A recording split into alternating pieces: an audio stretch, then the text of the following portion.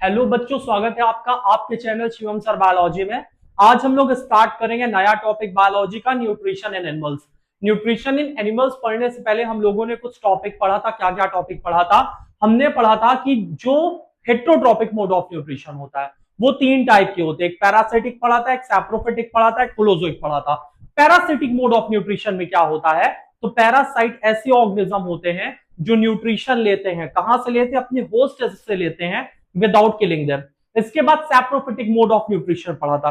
Saprophytic mode of nutrition में क्या होता है? डाइजेशन अगर आउटसाइड द बॉडी, और सैप्रोफाइट्स क्या करते हैं? न्यूट्रिशन लेते हैं डेड एंड डिकेइंग ऑर्गेनिज्म से। इसका एग्जांपल क्या था? इसका एग्जांपल था जैसे फंजाई, इसका एग्जांपल था जैसे बैक्टीरिया। इसके बाद हमने पढ़ा था holozoic mode of nutrition. Holozoic mode of nutrition में हम लोगों ने शॉर्ट में देखा था कि होलोजोइक मोड ऑफ न्यूट्रिशन में इंटरनल डाइजेशन होता है, यानी कि जो डाइजेशन होता है ना वो कहां होगा? डाइजेशन हमारी बॉडी के अंदर होगा। यहां तक बात समझ में आ रही है कि नहीं आ रही है? आज हम लोगों को अगला टॉपिक समझना है। अगला टॉपिक हमको क्या समझना है? Nutrition in animals. और न्यूट्रिशन इन एनिमल्स में हम लोगों को क्या समझना है? ह्यूमन डाइजेस्टिव सिस्टम को समझना है। उससे पहले हमको कुछ चीजें जाननी है। क्या चीजें जाननी है? एनसीईआरटी में आपकी एक एक्टिविटी दी गई है। उस एक्टिविटी में यह बताया गया है कि आपको लेना है 2 टेस्ट ट्यूब, यानी आपको सबसे पहले 2 टेस्ट ट्यूब ले लेना। बहुत ध्यान से समझना ये activity.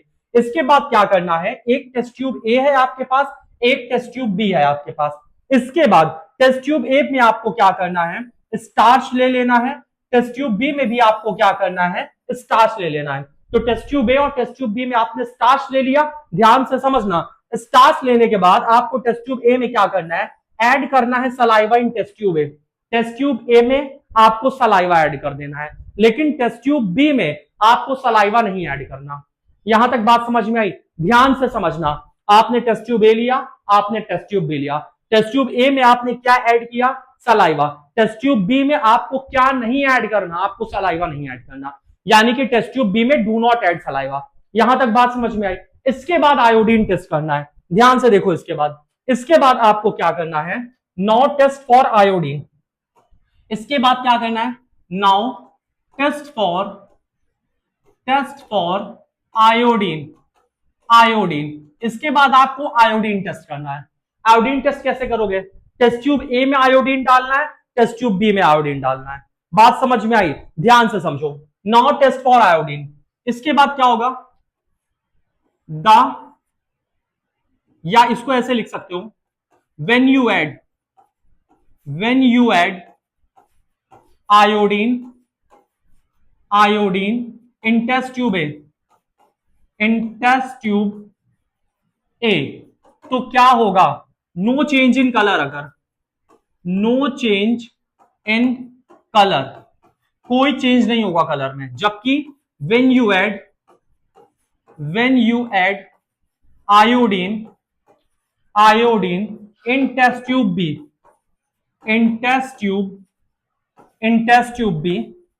Then it colour changes to blue black. उसका कलर कैसा चेंज हो जाएगा? Blue black. ठीक है, उसका कलर ब्लू ब्लैक चेंज हो जाएगा।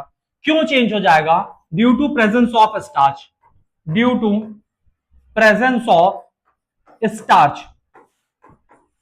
स्टार्च की वजह से जो यहां पे दूसरा टेस्ट ट्यूब है, इसका कलर कैसा हो जाएगा? Blue black. लेकिन पहले वाले का ब्लू ब्लैक कलर नहीं होगा। क्यों नहीं होगा? क्योंकि आपने इसमें सलाइवा ऐड कर दिया। और आपको एक चीज अच्छी तरह से पता है, सलाइवा में एक एंजाइम होता है जिसको बोलते हैं सलाइवरी अमाइलेज, और सलाइवरी अमाइलेज डाइजेस्ट कर देता है। किसको डाइजेस्ट कर देगा? स्टार्च को। तो अब ये आयोडीन टेस्ट नहीं देगा। बात समझ में आई ना? तो इस चीज को हम लोग आगे लिखेंगे और आगे समझेंगे। आगे हम लोगों को समझना है, क्या समझना है? The colour not change in test tube A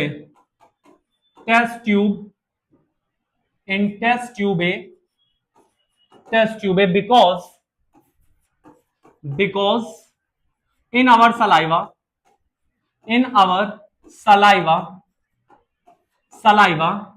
starch digesting enzyme starch digesting enzyme एक स्टार्च डाइजेस्टिंग एंजाइम होती है salivary amylase, salivary amylase, salivary amylase is present, is present, ठीक है। एक स्टार्च डाइजेस्टिंग एंजाइम होती है सलाइवरी अमाइलेज, जो करती क्या है, विच डाइजेस्ट द स्टार्च, जो किसको डाइजेस्ट करने का काम करती है, स्टार्च को डाइजेस्ट करने का काम करती है। ये बात समझ में आई कि नहीं आई, एकदम अच्छे से आ गई होगी। अब ये एक्टिविटी हम लोग थोड़ा सा बच्चा एनसीईआरटी से देख लेते हैं, और इस एक्टिविटी को हम लोग थोड़ा सा एनसीईआरटी से समझेंगे, ध्यान से देखना।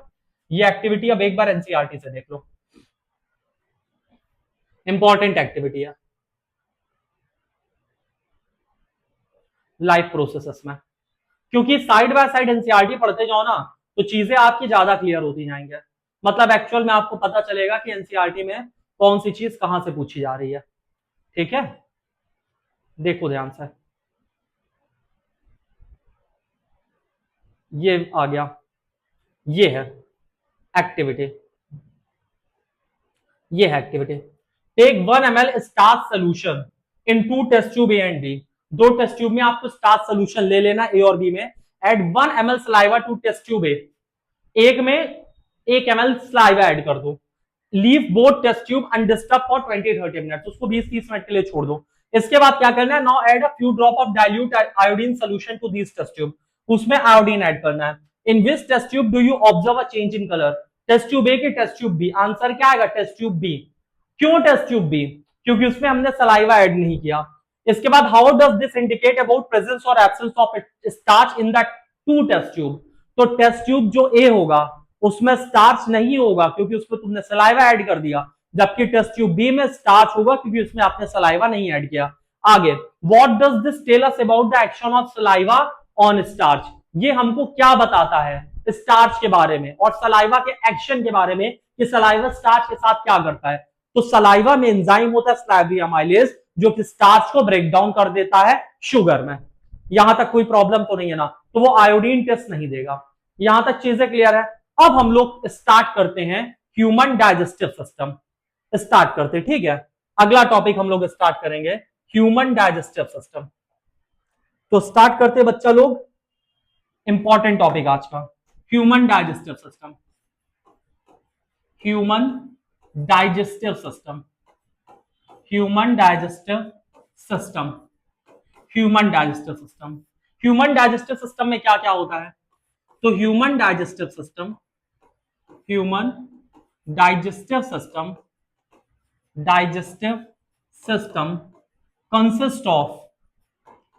Consist of alimentary canal, alimentary canal, alimentary canal and associated glands, और क्या होते हैं, एसोसिएटेड ग्लैंड्स होते हैं, ठीक है। तो ह्यूमन डाइजेस्टिव सिस्टम में क्या क्या होता है, एलिमेंट्री कैनाल होता है, इसके साथ साथ एसोसिएटेड ग्लैंड होते हैं, उसके साथ कुछ ग्लैंड्स होते हैं, और ये मिलके ह्यूमन डाइजेस्टिव सिस्टम बनाते हैं। इसके बाद डाइजेशन स्टार्ट कहां से होता है, तो in human digestion starts from mouth, digestion starts from mouth and digestion completed in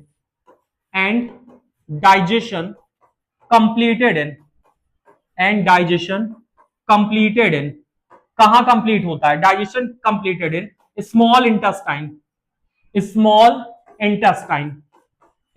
intestine. तो इंसान में क्या होता है, ह्यूमन में क्या होता है, in human digestion starts from mouth, human में डाइजेशन कहां से स्टार्ट होता है, माउथ से, और कंप्लीटेड कहां पे होता है, स्मॉल इंटेस्टाइन। तो हमारी स्मॉल इंटेस्टाइन में डाइजेशन पूरी तरह से कंप्लीट हो जाता है, और किस रीजन में, duodenum region, duodenum region of small intestine. क्या ये आपके पेपर में आएगा, आपके पेपर में नहीं आएगा, लेकिन जानने के लिए है कि ह्यूमन इंटेस्टाइन में 3 पार्ट होते हैं स्मॉल इंटेस्टाइन में, ड्यूडेनम, जिजिनम, इलियम, ठीक है, ड्यूडेनम, जिजिनम, इलियम। तो ह्यूमन में जो डाइजेशन कंप्लीट होता है कहां होता है, स्मॉल इंटेस्टाइन में, और किस रीजन में, duodenum region of small intestine. यहां तक बात समझ में आई।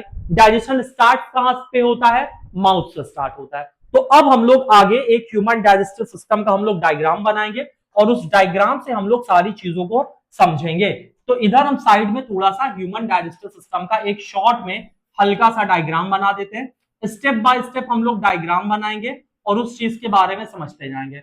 डायग्राम देखो बहुत अच्छा तो नहीं बनने पाएगा, है ना, लेकिन कोशिश करेंगे कि डायग्राम बढ़िया ही बने, है ना, डायग्राम अच्छा ही बने कि आपको सारी चीजें समझ में आ जाए, बस और क्या करना है ना, सारी चीजें समझ में आ जाए, बाकी सब तो बढ़िया ही है।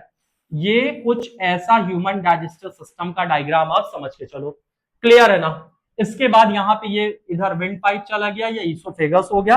अब हम आपको इसमें एक एक चीज बताते, देखो आप खाना कहां से खाते हो, माउथ से, तो इंजेक्शन कहां पे होता है, माउथ। माउथ के बाद खाना कहां जाता है, ये वाले रीजन पे। ये वाला रीजन कौन सा है, फायरिंग्स। ये वाला रीजन क्या है, फायरिंग्स। फायरिंग्स क्या होता है, common passage for food and air, ठीक है। ये वाला रीजन क्या है, फायरिंग्स। फायरिंग्स क्या होता है, फायरिंग्स होता है common passage, common passage, common passage for food and air, for food and air, ठीक है। तो ये फायरिंग्स है। Firings is the common passage for food and air. सबसे पहले खाना कहां से गया, माउथ से। माउथ के बाद आप लोग एक चीज ये देखते होंगे कि पाकिस्तान के कई शो में दिखाता है कि वहां पे लोग खतरों खिलाड़ी में क्या करते हैं, मतलब जो पाकिस्तान वाला खतरों खिलाड़ी होता है, वहां पे सांप लेंगे एक तो, उसको नाक से डालेंगे और मुंह से निकाल देंगे सांप।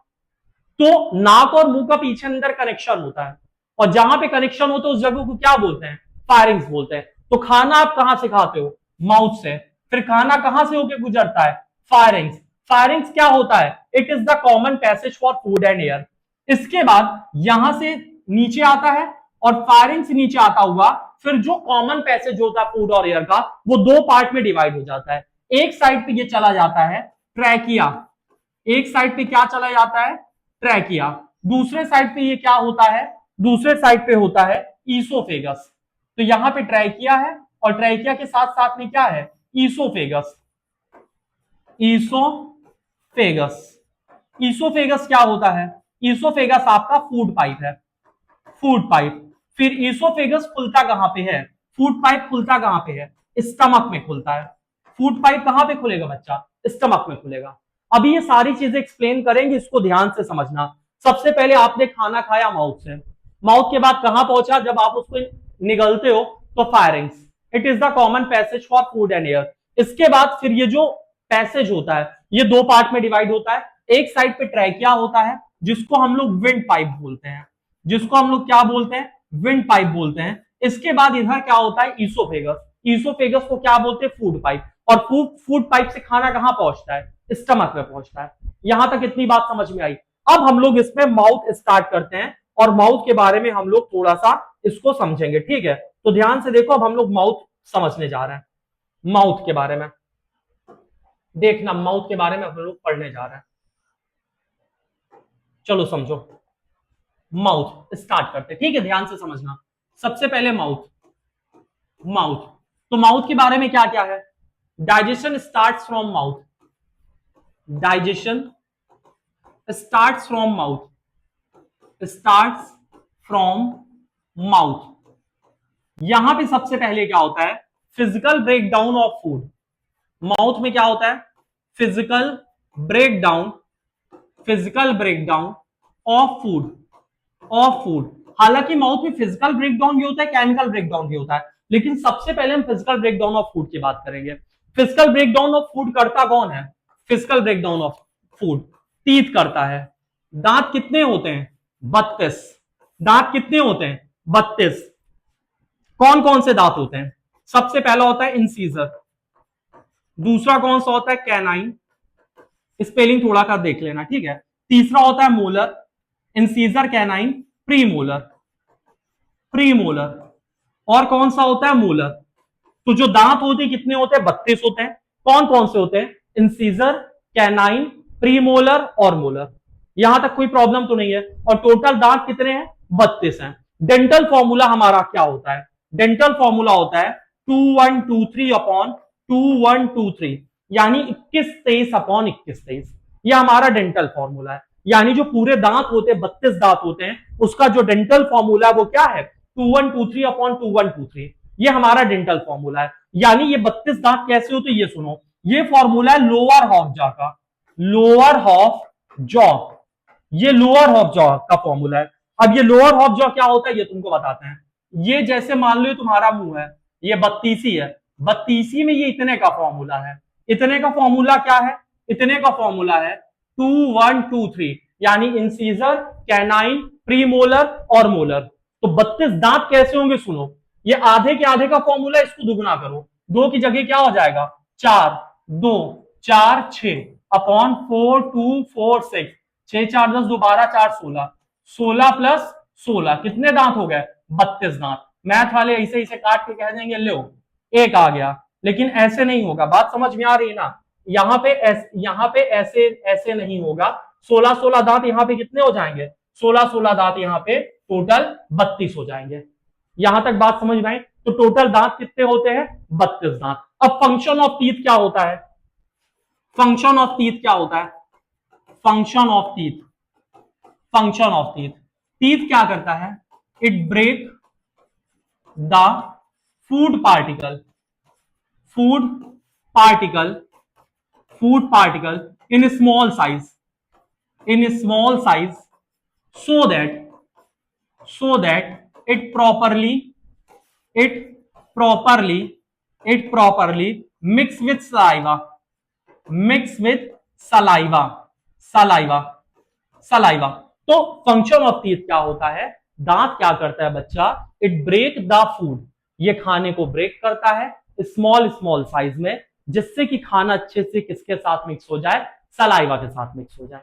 यहां तक बात समझ में। इसके बाद मुंह में क्या प्रेजेंट है, अगली चीज माउथ में प्रेजेंट है टंग, टंग, टंग क्या करता है ध्यान से सुनो, टंग का फंक्शन क्या होता है, it mixes the food, it mixes the food with saliva, with saliva. ठीक है, टंग क्या करता है, टंग जो है जैसे घर में कलछुली नहीं होती जिससे सब्जी चलाते हो, इसी तरह टंग क्या करता है, खाने को अच्छी तरह से मिक्स किसके साथ कर देगा, सलाइवा के साथ मिक्स कर देगा। यहां तक बात समझ में आ रही कि नहीं आ रही है। इसके साथ साथ में टंग है टेस्ट बड, टंग में क्या होता है बाबू, टंग है टेस्ट बड, टेस्ट बड, हमारे टंग में टेस्ट बड होता है जिससे कि हमको पता चलता है कि किस चीज का टेस्ट कैसा है। यहां तक बात समझ में आई, एक बार फिर से समझो। सबसे पहले आपने खाना खाया कहां से, मुंह से खाया, खाना जब मुंह में गया तो मुंह में आपके क्या प्रेजेंट है, दांत, टोटल दांत कितने हैं 32। इसके बाद जो 32 दांत है, 32 दांत में कौन सा है, इंसीजर, कैनाइन, प्रीमोलर और मोलर। डेंटल फॉर्मूला क्या होता है 2 1 2 3, ये लोअर हाफ जॉ का है, मतलब ये आधे के आधे दांत का फॉर्मूला है। तो अगर हम इसको पूरा करते हैं तो पूरा करने पे क्या आता है 2 1 2 3, इसका पूरा करोगे 4 2 4 6 अपॉन 4 2 4 6, तो टोटल टीथ कितने हो गए 32 दांत, तो आपके टोटल 32 दांत होते हैं।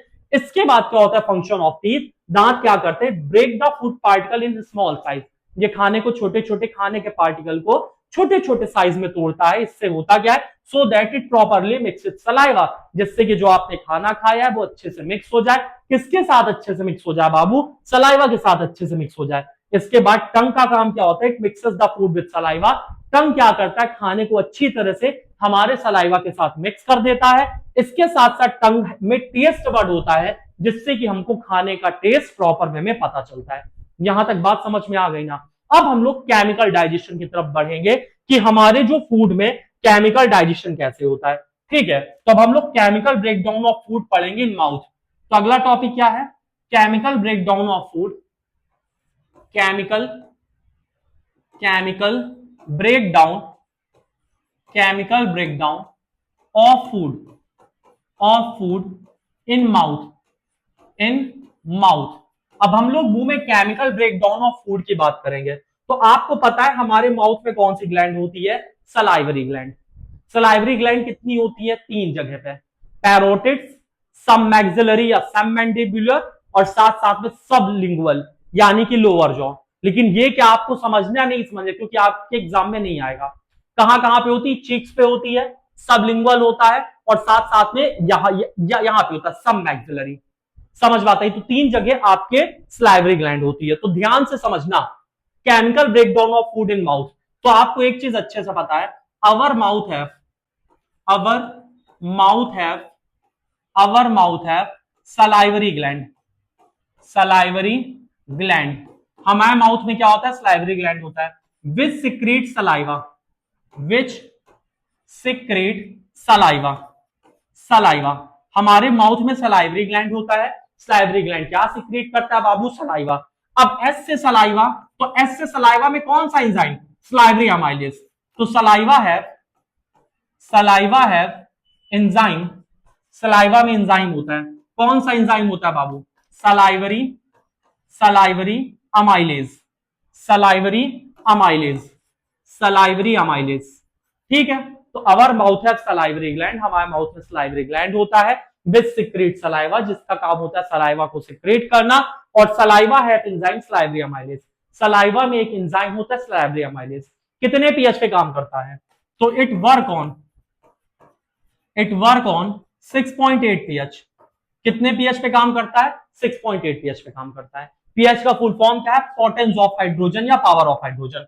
तो हमारे माउथ में सलाइवरी ग्लैंड होती है, सलाइवरी ग्लैंड सिक्रीट करता है सलाइवा। सलाइवा में कौन सा एंजाइम होता है? Salivary amylase. सलाइवरी अमाइलेज कितने पीएच पे काम करता है? 6.8 पीएच पे काम करता है। ये करता क्या है? It digest the starch. ये किसको डाइजेस्ट करता है बाबू? स्टार्च को डाइजेस्ट करता है। किसमें डाइजेस्ट करेगा? शुगर में। कौन से शुगर में? माल्टोज में। कौन से शुगर में डाइजेस्ट करेगा? माल्टोज में। तो एक बार फिर से इसको समझो, आपका माउथ है, आपके माउथ में कौन सी gland? Salivary gland. Salivary gland से क्या निकला? एस से सलाइवा। कौन सा एंजाइम? एस से सलाइवरी अमाइलेज। किसको तोड़ेगा? एस से स्टार्च। किसमें तोड़ेगा? शुगर। कौन सा शुगर? माल्टोज। माल्टोज डाइसैकराइड है। यहां तक बात समझ में आई? कितने पीएच पे काम करेगा? 6.8 पीएच। क्यों इसी पे काम करेगा? Because enzyme are the pH specific. जो एंजाइम होती है ना बच्चा, ये पीएच स्पेसिफिक होती है। एक पर्टिकुलर एंजाइम एक फिक्स पीएच पे काम करेगी। अगर पीएच चेंज हो जाएगा तो एंजाइम प्रॉपर वर्क नहीं करेगी।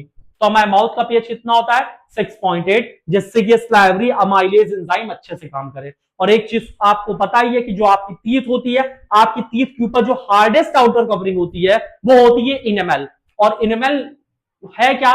Crystalline form of calcium and phosphate, जिसको कैल्शियम हाइड्रोक्सी एपेटाइट बोलते हैं, या crystalline form of calcium and phosphate आपके acid base and salt chapter में लिखा हुआ है। और ये वाला क्वेश्चन यूपी पीसीएस में भी पूछा गया है। बात समझ में आ रही कि नहीं आ रही है? यहां तक बात समझ में आई? अब आगे ध्यान से देखो, इतनी बात अब हम लोग थोड़ा सा एनसीईआरटी से कर लेते हैं और फिर इसके बाद हम लोग आगे चलेंगे।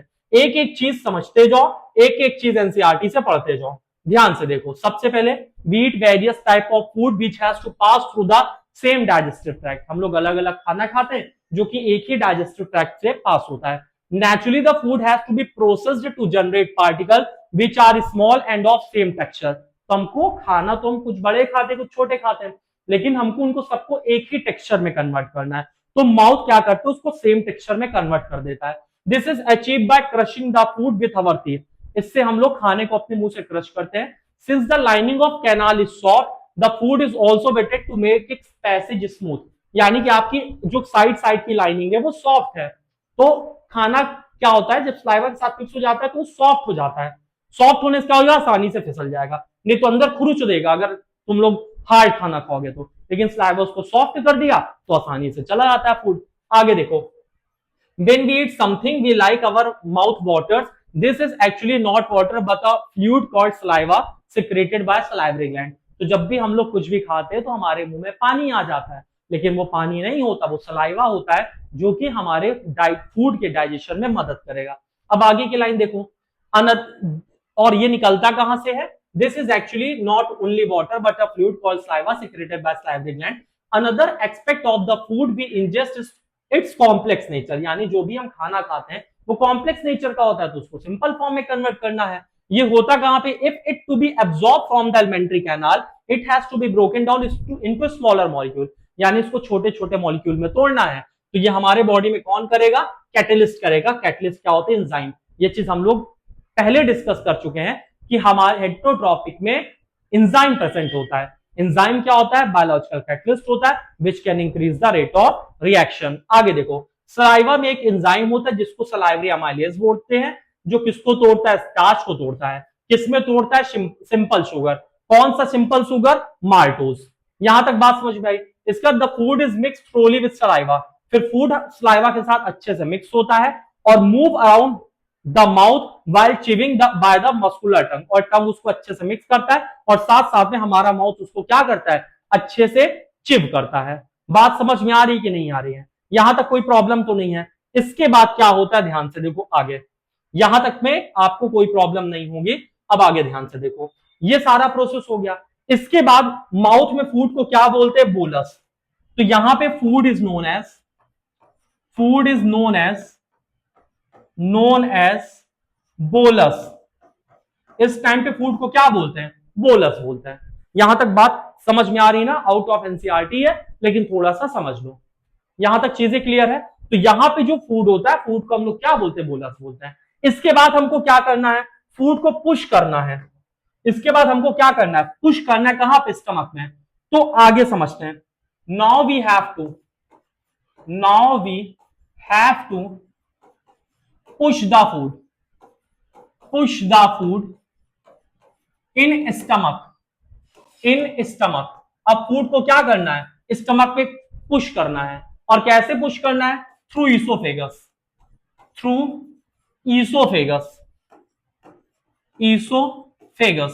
ईसोफेगस के थ्रू जो खाना होता है वो स्टमक में पुश कर दिया जाता है। और कैसे होता है, now we have to push the food in stomach through oesophagus by peristalsis movement.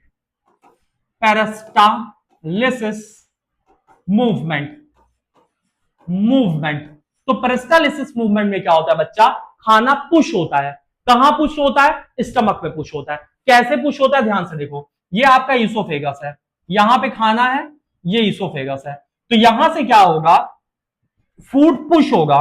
Push कैसे होगा, यहां पे ये अंदर साइड आएगा, तो खाना पुश हुआ, खाना यहां आ गया। और जब खाना यहां आ जाएगा तो ये वाला हिस्सा ऐसा हो जाएगा, ये वाला हिस्सा ऐसा हो जाएगा। फिर खाना यहां से पुश होगा, जब खाना यहां से पुश होगा तो ये वाला हिस्सा ऐसा हो जाएगा, ये वाला हिस्सा ऐसा हो जाएगा। बात समझ में आ रही है ना। तो यहां पे हुआ क्या कि अब खाना पुश हो गया स्टमक में। कहां मतलब अब खाना पुश हुआ स्टमक में, किसके थ्रू पुश हुआ, ईसोफेगस। और हमारे एलिमेंट्री कैनाल में एक मूवमेंट चलता है, कौन सा मूवमेंट, पेरिस्टालिसिस मूवमेंट, जिससे कि खाना हमारे स्टमक में पहुंच जाता है। और एक इंपॉर्टेंट चीज आपको समझना है, इन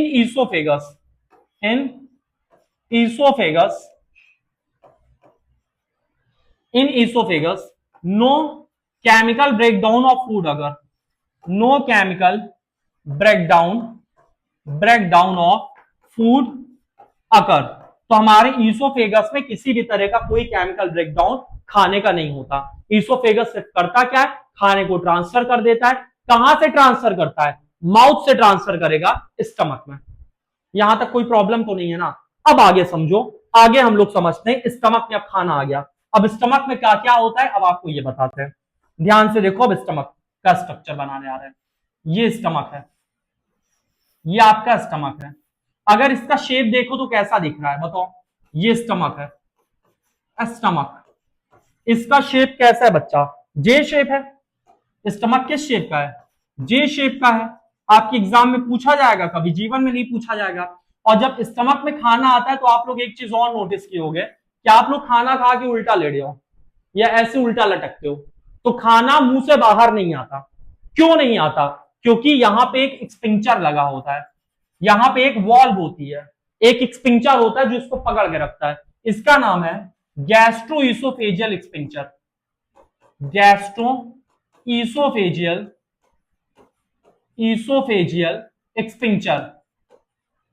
एक्सपिंचर।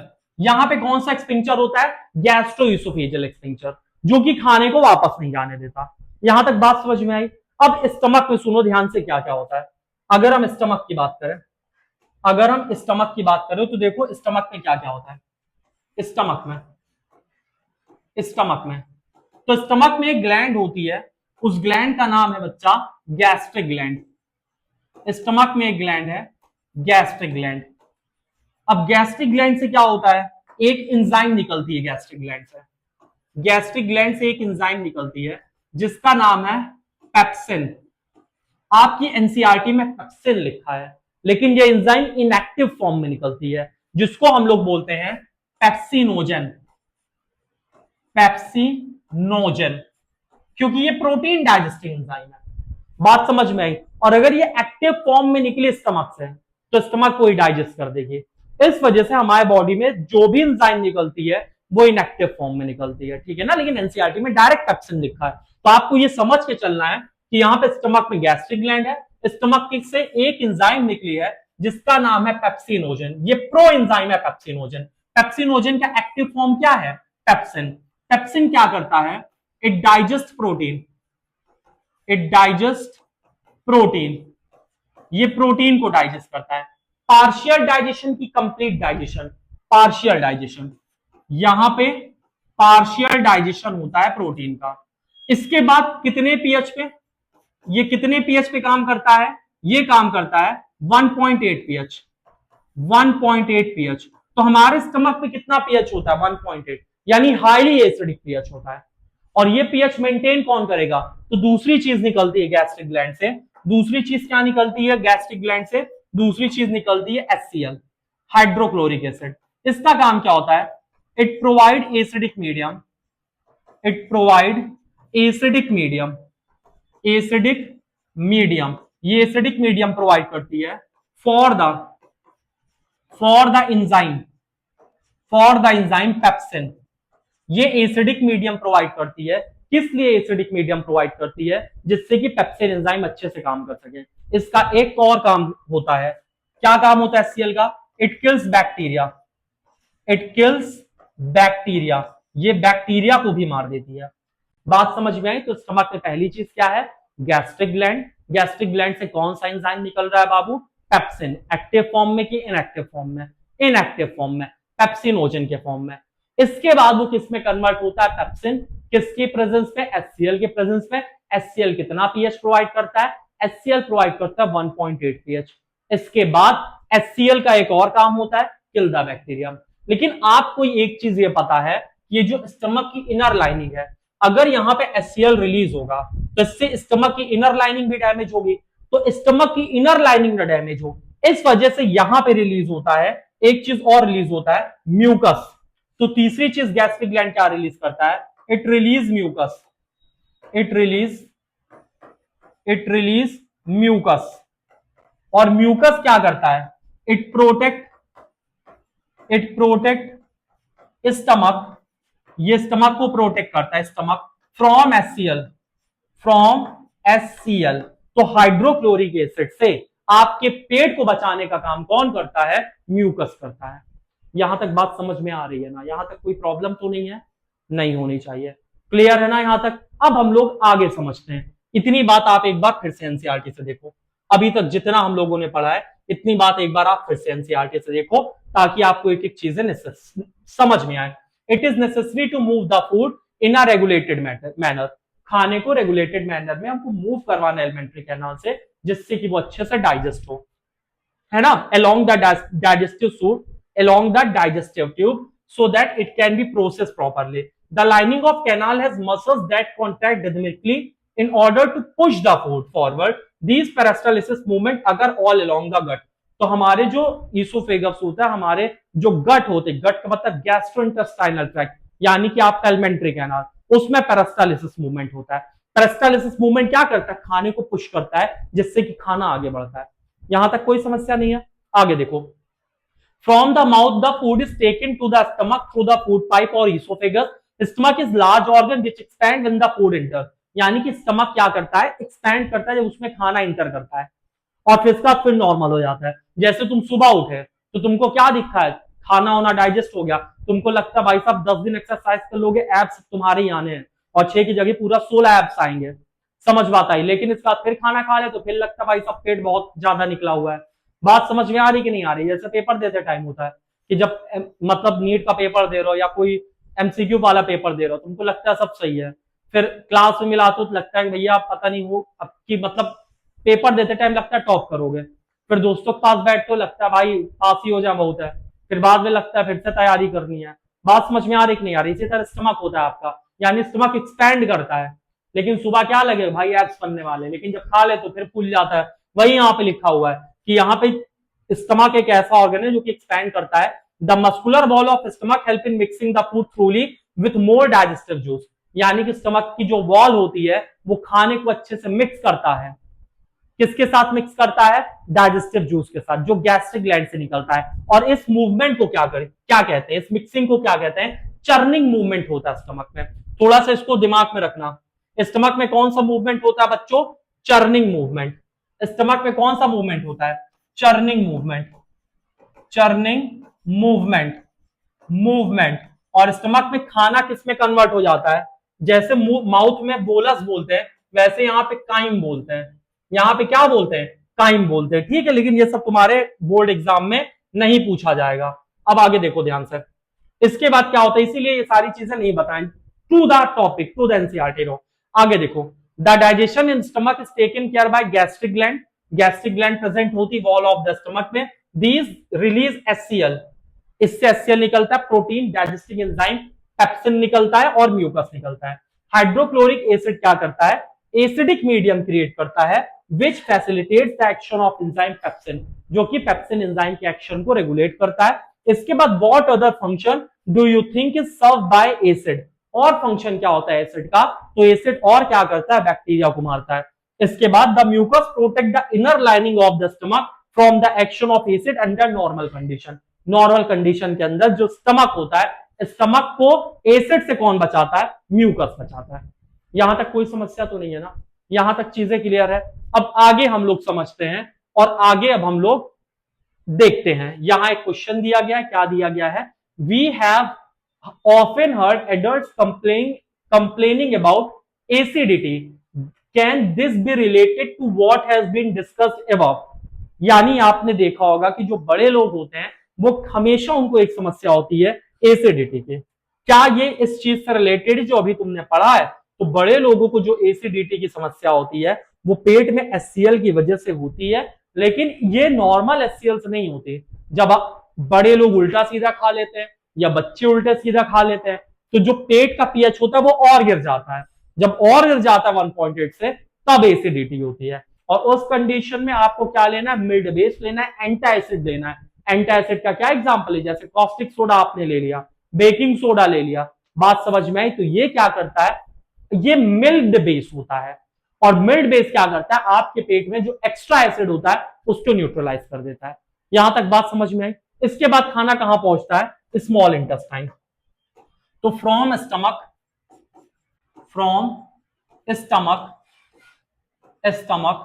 The food reaches small intestine.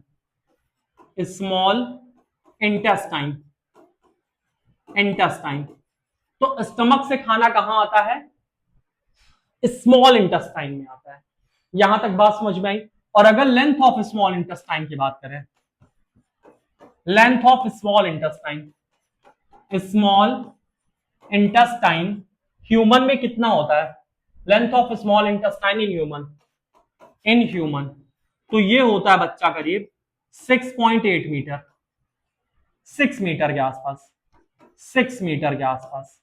समझ बात आई? तो ये अलग अलग बुक में वेरी है, लेकिन अप्रॉक्स 6 मीटर के आसपास होता है, ठीक है। तो length of small intestine human में कितना होता है? 6 मीटर होता है।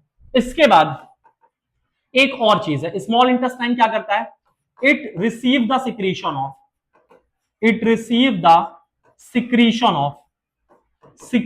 ऑफ स्मॉल इंटेस्टाइन में सिर्फ इंटेस्टाइनल जूस नहीं आता, दो और ग्लैंड होती जो अपना सिक्रीशन रिलीज करती हैं। तो small intestine it receive the secretion of किसका सिक्रीशन? सबसे पहला पैंक्रियास का सिक्रीशन। और किसका सिक्रीशन रिसीव करता है? लीवर का। तो स्मॉल इंटेस्टाइन क्या करता है? दो ग्लैंड का और सिक्रीशन रिसीव करता है, एक पैंक्रियास का सिक्रीशन रिसीव करता है, एक लीवर का सिक्रीशन रिसीव करता है। यहां तक बात समझ में आ रही है? अगर हम लेंथ ऑफ स्मॉल इंटेस्टाइन की बात करें, लेंथ ऑफ स्मॉल इंटेस्टाइन, तो length of small intestine maximum किसमें होती है?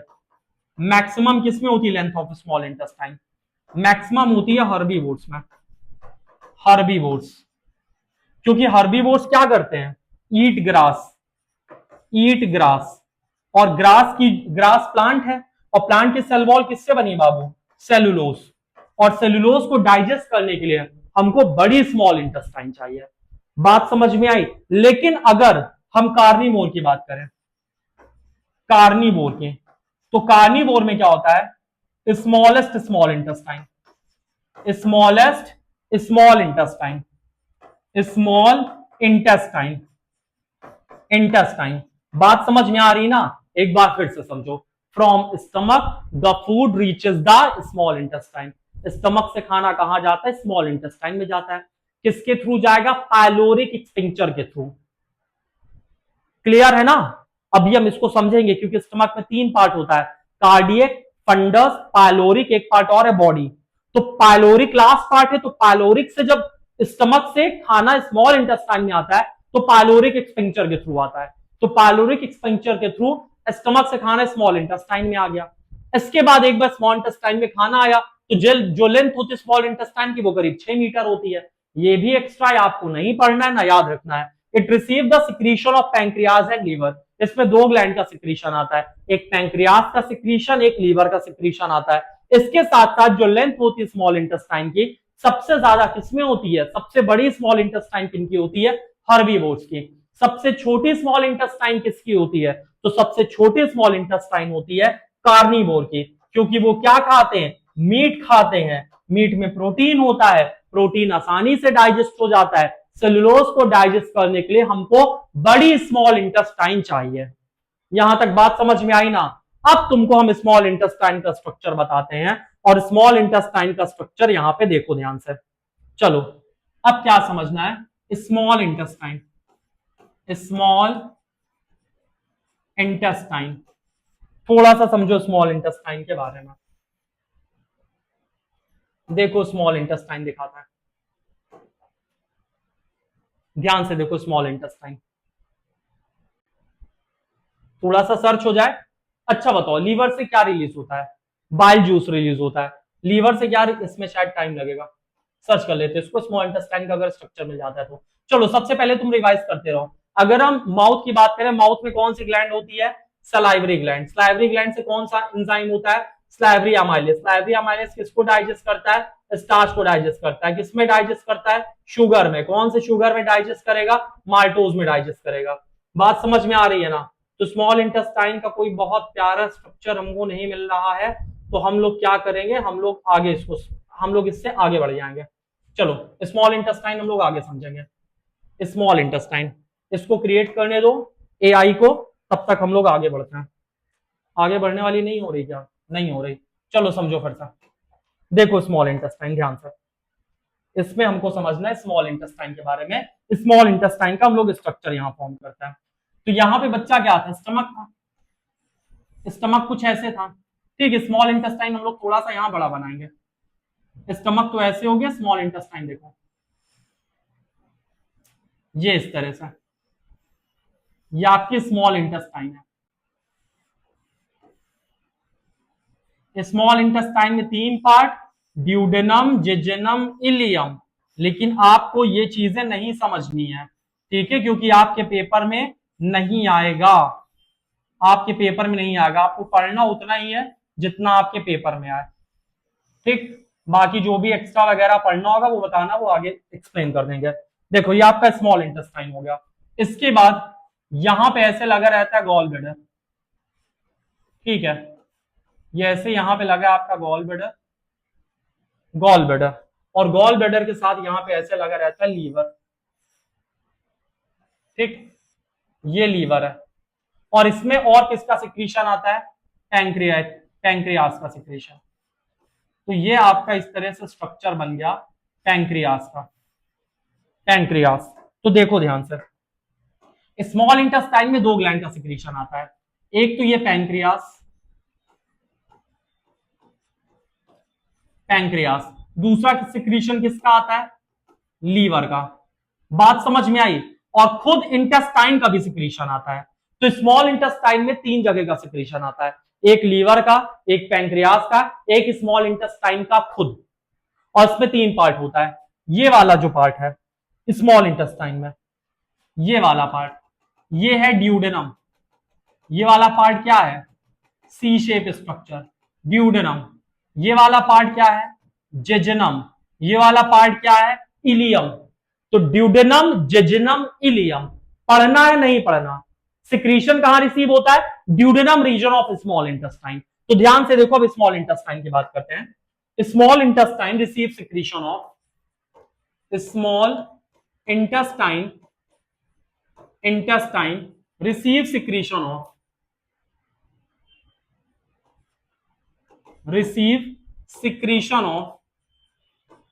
secretion of, small intestine receive secretion of. सबसे पहला किसका सिक्रीशन? लीवर का। अब ध्यान से देखना क्या क्या चीजें होती हैं, और खाना यहां पे आया कैसे? एक एक्सपिंक्चर से। इस एक्सपिंक्चर का क्या नाम है बच्चा? पाइलोरिक एक्सपिंक्चर। पाइलोरिक एक्सपिंक्चर। तो खाना पाइलोरिक एक्सपिंक्चर से स्मॉल इंटेस्टाइन में आता है। ध्यान से देखो, सबसे पहले लीवर है। लीवर क्या रिलीज करता है? लीवर सिक्रीट करता है बाइल जूस। लीवर क्या करता है? It secretes bile juice. Liver secrete करता है बाइल जूस। और बाइल जूस क्या होता है? Bile juice store and concentrated in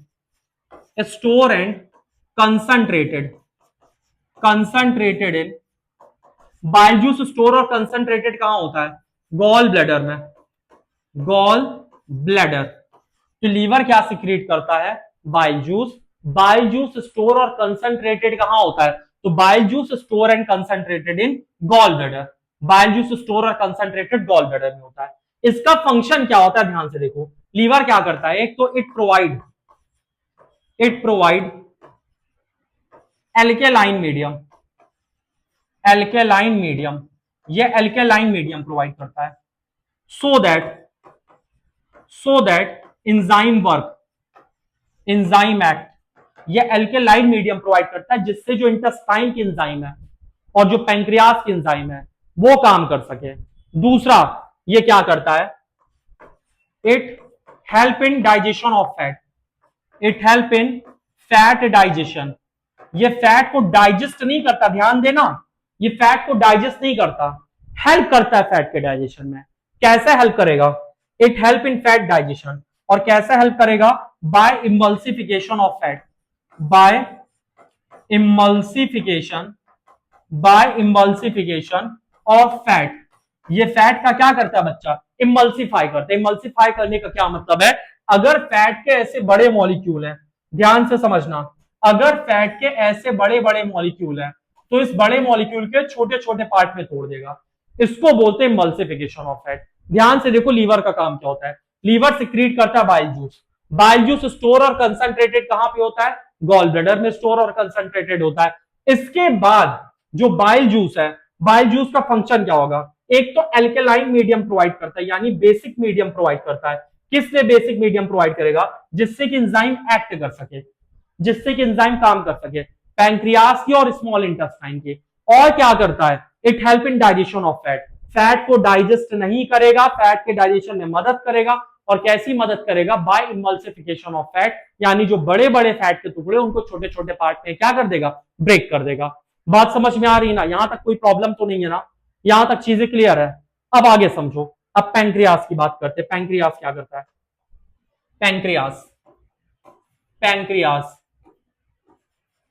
pancreas क्या करता है? इट सिक्रीट पैंक्रियाटिक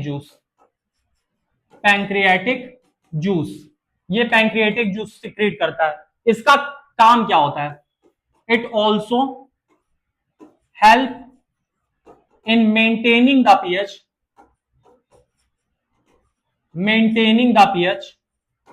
और कैसा पीएच? एल्केलाइन। यानी ये भी क्या करता है? जो स्मॉल इंटेस्टाइन का पीएच है उसको एल्केलाइन बनाने की कोशिश करेगा, क्योंकि स्टमक में पीएच कितना था? 1.8। स्मॉल इंटेस्टाइन में कितना आ जाएगा? 7.8। तो इसको 7.8 करने में कौन हेल्प करता है? एक तो लीवर और दूसरा पैंक्रियाटिक जूस। दोनों समझ में आ रहा है ना? अब आगे ध्यान से देखो, तो पैंक्रियास सिक्रीट करता है पैंक्रियाटिक जूस। इसके बाद it also help in maintaining the pH, ये पीएच भी मेंटेन करने में मदद करता है। कैसा पीएच? एल्केलाइन। और अगर इसके एंजाइम्स की बात करें, इसमें कौन कौन सा एंजाइम होता है? एंजाइम होता है, तो इसमें सबसे पहला एंजाइम रिलीज होता है पैंक्रियाटिक जूस में, ट्रिप्सिन। ट्रिप्सिन। पेट में कौन सा था? पेप्सिन। यहां पे कौन सा होगा? ट्रिप्सिन। ट्रिप्सिन किसको डाइजेस्ट करता है?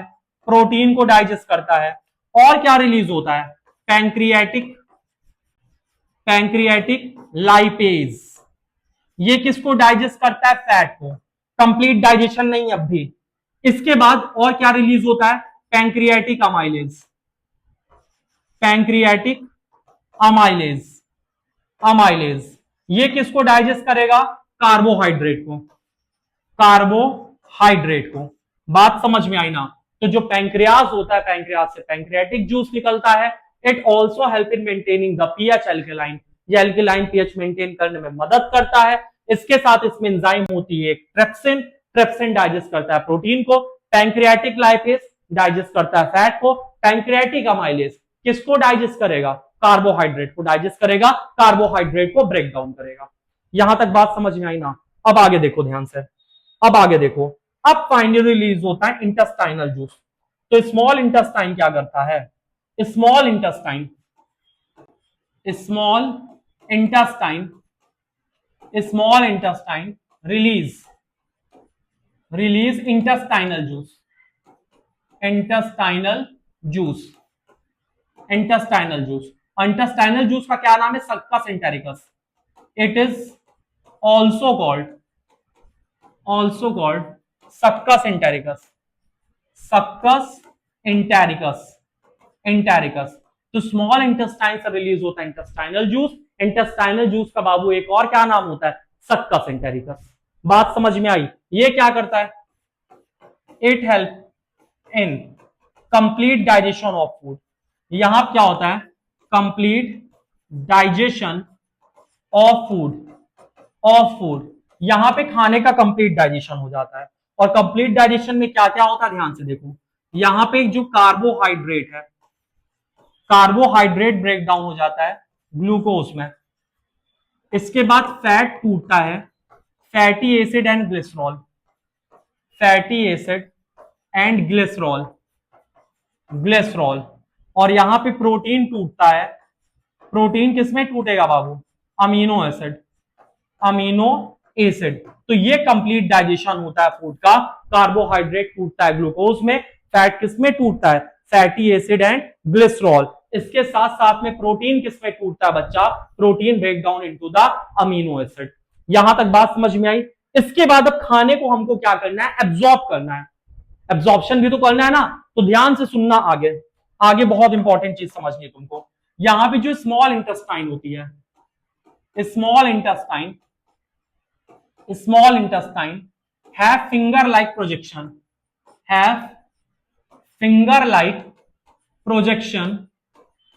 have finger like projection which is called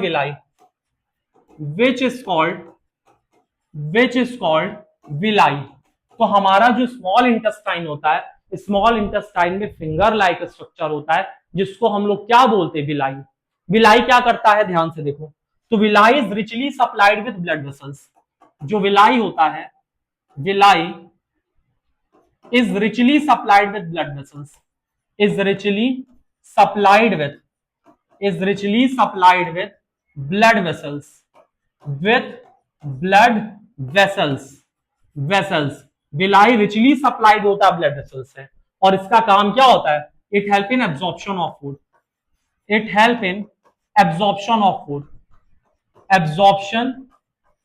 food. ये खाने में क्या करता है? खाने में एब्जॉर्प्शन में मदद करता है। कैसे मदद करेगा? इट इंक्रीज सरफेस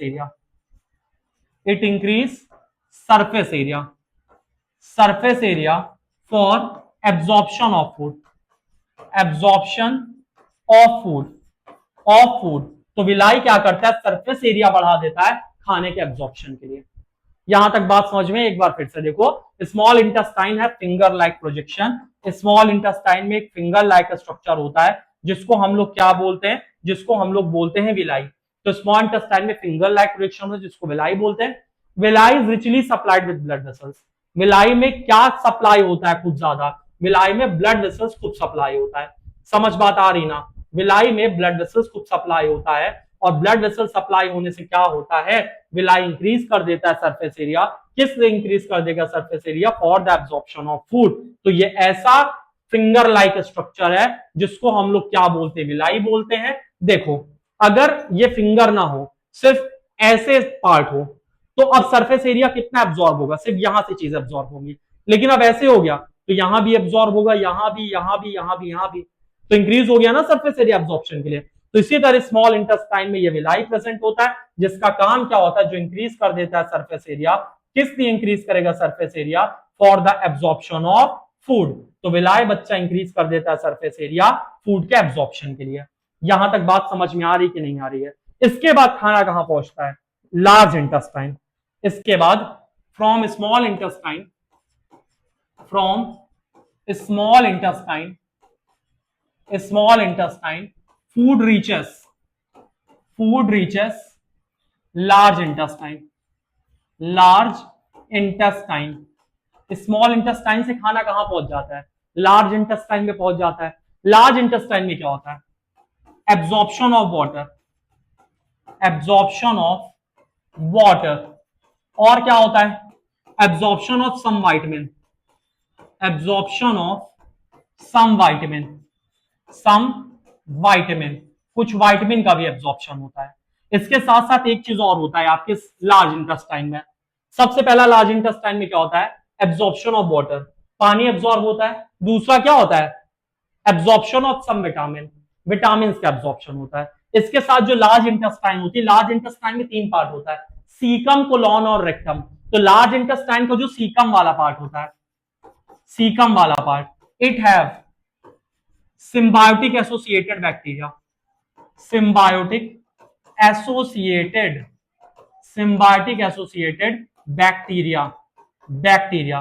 तो जो हमारा लार्ज इंटेस्टाइन होता है, लार्ज इंटेस्टाइन में हमारे सिम्बायोटिक एसोसिएटेड बैक्टीरिया होते हैं जो कि खाने के डाइजेशन में मदद करते हैं।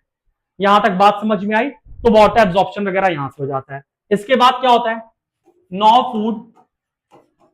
Food stores in rectum, in rectum, ठीक है, रेक्टम टिल इजेशन, इजेशन। और इजेशन कहां से होता है? इजेशन होता है एनस से। तो इजेशन होता है, egestion occurs from anus, which is controlled by anal extincture, which is controlled by anal extincture, anal extincture, extincture। यानी कि ये जो लास्ट वाला पार्ट है ये एनस है, और एनस से कब इजेक्शन होना है ये कौन कंट्रोल करता है? Anal expenditure. ये वॉलंटरी भी होता है, इनवॉलंटरी भी होता है। वॉलंटरी कैसे होता है कि आपको पता चल गया कि आपको जाना है, लेकिन कब जाना है ये आप कंट्रोल कर सकते हो ना। तो ये वॉलंटरी भी होता है, इनवॉलंटरी भी होता है। इनवॉलंटरी से तो आपको लग जाती है, और वॉलंटरी से आप डिसाइड कर लेते हो कि आपको कब जाना है। बात समझ में आई? डाइजेशन यहाँ पे पूरा का पूरा क्या हो गया तुम्हारा? कंप्लीट हो गया। यहां तक कोई प्रॉब्लम तो नहीं है? ये सारी चीजें अब एनसीईआरटी से एक बार देख लो, फिर आगे हम लोग समझते हैं। देखो ध्यान से, देखो, the exit of food from stomach is regulated by sphincter muscle. यानी जब स्टमक से खाना स्मॉल इंटेस्टाइन में जाता है तो इसको स्फिंक्टर मसल रेगुलेट करती है। कौन सा sphincter? Pyloric sphincter, which release it in small amount into small intestine, जो कि धीरे धीरे स्मॉल इंटेस्टाइन में खाना जाता है। From the stomach the food now enters the small intestine, this is the longest part of alimentary canal which is fitted into compact space because of extensive coiling। बहुत छोटी जगह पे होता है, उसमें coiling बहुत ज्यादा होती है। Length of small intestine differ in various animal depending on food rate. Herbivore इसमें लॉन्गर स्मॉल इंटेस्टाइन होती है क्योंकि उनको सेलुलोज डाइजेस्ट करना रहता है, जबकि meat is easy to digest, यानी मांस आसानी से डाइजेस्ट हो जाता है, तो उसमें शॉर्टर स्मॉल इंटेस्टाइन होती है। इसके बाद small intestine is site of complete digestion. यहाँ कंप्लीट डाइजेशन होता है कार्बोहाइड्रेट, प्रोटीन और फैट का। कार्बोहाइड्रेट किसमें टूटता है? ग्लूकोज में। फैट किसमें टूटता है? फैटी एसिड और ग्लिसरॉल। और प्रोटीन किसमें टूटता है? Amino acid. इसके बाद it receive the secretion of liver and pancreas. इसमें दो ग्लैंड का सिक्रीशन आता है, लीवर का और पैंक्रियास का। The food coming from stomach is acidic. जो खाना स्टमक से आ रहा है वो एसिडिक है। And has to be made alkaline, उसको बेसिक बनाना है for the pancreatic enzyme to act, जिससे कि पैंक्रियाटिक एंजाइम उस पर काम कर सके। तो fat are present in intestine in form of large globules, यानी बड़े बड़े ग्लोब्यूल्स के फॉर्म में होता है, तो आसानी से डाइजेस्ट नहीं होगा। It is difficult for enzyme to act on them. इस वजह से जो बाइल जूस होता है, बाइल सॉल्ट, वो ब्रेक डाउन करता है इनटू स्मॉलर ग्लोब्यूल्स, उसको छोटे छोटे हिस्से में तोड़ता है, जिससे कि एंजाइम उसको अच्छे से काम कर सके, और इसी तोड़ने को बोलते हैं, this is similar to emulsifying action of soap, जैसे कि साबुन साफ करने के काम में आता है कपड़ा के, जो कि आप अभी पढ़ोगे, यानी इमल्सिफिकेशन ऑफ फैट करता है। आगे, pancreas secrete pancreatic juice which contain enzyme like trypsin, trypsin किसको डाइजेस्ट करेगा, प्रोटीन को, और लाइपेज किसको डाइजेस्ट करेगा, इमल्सिफाइड फैट को, जबकि कार्बोहाइड्रेट को pancreatic amylase. The wall of small intestine में ग्लैंड होती है जिससे इंटेस्टाइनल जूस निकलता है, और उसमें एंजाइम होती है, जो एंजाइम क्या करती है, प्रोटीन को किसमें तोड़ती है, अमीनो एसिड, इसके साथ जो कॉम्प्लेक्स कार्बोहाइड्रेट होते हैं, यानी कार्बोहाइड्रेट किसमें टूट जाता है, ग्लूकोज में, और फैट किसमें टूटता है, फाइनली फैटी एसिड और ग्लिसरॉल। इसके बाद जो डाइजेस्टिव फूड होता है taken up by wall of small intestine, और स्मॉल इंटेस्टाइन में क्या होता है, फिंगर लाइक स्ट्रक्चर होता है जिसको विलाई बोलते हैं, और विलाई सरफेस एरिया बढ़ाता है एब्जॉर्प्शन के लिए, और एब्जॉर्प्शन कहां होगा, ब्लड में, तो यहाँ ब्लड वेसल्स ज्यादा होनी चाहिए, इसीलिए लिखा है villi are richly supplied with blood vessels, इसमें ब्लड वेसल्स को होता है जो कि सरफेस एरिया बढ़ाता है, किस लिए बढ़ाता है, एब्जॉर्प्शन के लिए। इसके बाद जब फूड आपके बॉडी में जाता है तो उससे बॉडी में एसिमिलेशन होता है, यानी कि जो भी रिपेयरिंग का काम है वो सारा काम होता है। इसके बाद the unabsorb food sent into large intestine, जो खाना एब्सॉर्ब नहीं वो लार्ज इंटेस्टाइन में जाता है, जहां पे पानी और एब्सॉर्ब होता है, विटामिन एब्सॉर्ब होते हैं, ये सारी चीजें होती हैं। इसके बाद क्या होता है, इसके बाद from body via the anus, इसके बाद खाना एनस में जाता है। इसके बाद exit of the waste material regulated by anal sphincter, यानी खाना जाता है और खाना रेक्टम में स्टोर रहता है, और रेक्टम के बाद कहां से बॉडी बाहर जाता है, एनस, एनस से बॉडी के बाहर चला जाता है। लार्ज इंटेस्टाइन की लेंथ नॉर्मली 1.5 मीटर होती है, ठीक है, तो ये ऐसे है। बाकी ये स्ट्रक्चर आप देख लो, ये टंग है, यहाँ पे ये क्या है, फायरिंग्स है, ठीक है, common passage for food and air. Oesophagus आ गया, स्टमक हो गया, ठीक है, ये आपका गॉल ब्लैडर है, गॉल ब्लैडर के बाद liver, pancreas, small intestine, large intestine, anus, anus से खाना चला गया, ये वर्मीफॉर्म अपेंडिक्स। कॉम्पिटिशन में क्वेश्चन पूछता, ध्यान से इसको रखना, vermiform appendix arises from caecum, vermiform appendix arises from caecum, याद रखना, क्लियर है ना, तो ये चीज है। इसके बाद ये यहाँ पे मोल टू नो तोड़ा दिया गया है कि आपके दांत में डेंटल कैरीज कैसे होती हैं, तो आपने कुछ मीठा खा लिया, ब्रश नहीं किया, मीठा खा लिया आपने तो दांत में मीठा चिपक गया, और मीठा चिपक गया आपके दांत में। इसके बाद जब आपके दांत में फूड होता है, खाना, जब आपके दांत में खाना चिपक जाता है तो उससे आपके दांत के ऊपर प्लैक बन जाता है, पीला पीला स्ट्रक्चर, जब वो बन जाता है तो वहां तक सलाइवा पहुंचता नहीं, और आपने मीठा खा लिया, अब मीठा आपके दांत से चिपका हुआ है, आपके मुंह में बैक्टीरिया है जैसे स्ट्रेप्टोकोकस म्यूटेंस बैक्टीरिया, तो वो आपके दांत में चिपका हुआ है, उसको मीठा मिल गया, उसने एसिड रिलीज किया, अब सलाइवा प्लैक की वजह से सलाइवा पहुंच नहीं रहा नाक तक, तो ऊपर की जो डेंटाइन उसको कोरोड कर देगा, और कोरोड कर देगा तो वही एसिड रिलीज करेगा तो दांत खराब हो जाएगा, ठीक है, तो डेंटल कैरीज होती है। देखो यहाँ पे वही बताया गया, डेंटल कैरीज और tooth decay cause gradual softening of enamel and dentine, it begin with bacteria acting on sugar, bacteria sugar पे एक्ट करता है जो कि एसिड प्रोड्यूस करता है, जो कि सॉफ्ट करता है या डिमिनरलाइज कर देता है इनेमल को खराब कर देता है। Masses of bacteria set together with food particle stick to teeth to form dental plaque, तो जो डेंटल प्लैक होता है उसमें क्या होता है, फूड होता है और बैक्टीरिया होता है।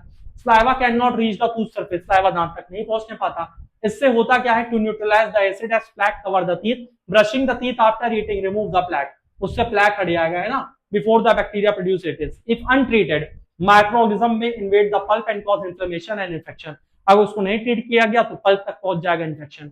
सबसे ऊपर क्या होता है, इनेमल के अंदर डेंटाइन के अंदर पल्प, है ना, तो पहले इनेमल गया, फिर डेंटाइन गया, फिर पल्प गया, अगर वहां तक इन्फेक्शन पहुंच गया फिर सनसनाहट, झंझनाहट, है ना, सुगबुगाहट, फलाना ढमकाना सब शुरू हो जाता है। इसके बाद क्वेश्चन आंसर है, what are difference between autotrophic heterotrophic, बचपन से पढ़ रहे हो कर लोगे। How do plant get each of raw material required for photosynthesis, तो कार्बन डाइऑक्साइड कहां से पाता है, एटमॉस्फेयर से, वाटर कहां से पाता है, जमीन से, है ना, सॉइल से, और सनलाइट कहां से पाएगा, सनलाइट तो मिल जाती है सन से। इसके बाद what is the role of acid in our stomach, kill the bacteria, और दूसरा रोल क्या है एसिड का स्टमक में, एसिडिक मीडियम प्रोवाइड करना जिससे कि पेप्सिन काम कर सके। इसका what is the function of digestive enzyme? Digestive enzyme are the biological catalyst which can increase the rate of reaction, reaction के रेट को बढ़ा देता है, डाइजेशन में मदद करता है। इसके बाद how is small intestine design to absorb digested food? तो small intestine have a finger like projection which is known as villi. Villi increase the surface area for the absorption of food and villi is richly supplied with the blood vessels. I hope आपकी class आज की class आपको पसंद आई होगी। Channel को like करो, subscribe करो, और अगर कुछ सुझाव है, कुछ चेंजेस हम कर सकते हैं तो आप लोग वो कमेंट कर सकते हो। आज की क्लास इतनी ही करते हैं, नेक्स्ट टाइम हम लोग पढ़ेंगे रेस्पिरेशन। तब तक के लिए जय हिंद।